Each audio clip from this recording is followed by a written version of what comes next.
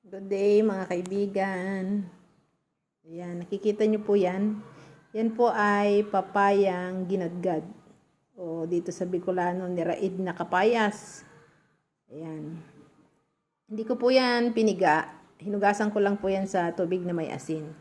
Gagawa po tayo ng papaya salad. Meron din po ako ditong lemon at bagoong. Ayan, ihahalo ko lang po yan yung mga nakapaligid sa kanya. Sibuyas, luya, kamatis, at konting sili para hindi masyadong maanghang. Tapos lalagyan po natin siya ng konting bagoong at pipigaan natin ng lemon. Ayan po. Ganyan. Ayan. Huwag po muna nating ilalagay lahat. Baka sumobra po yung bagoong. Ayan. Tapos haluin na. Ayan. Ayan. Ayan.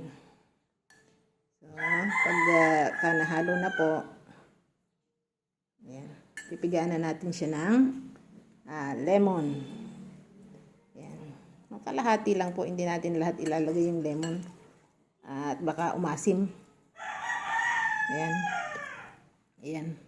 Ayan na, kain na po tayo ng masarap na salad. Ang tawag po nito sa Thailand ay sum tam salad.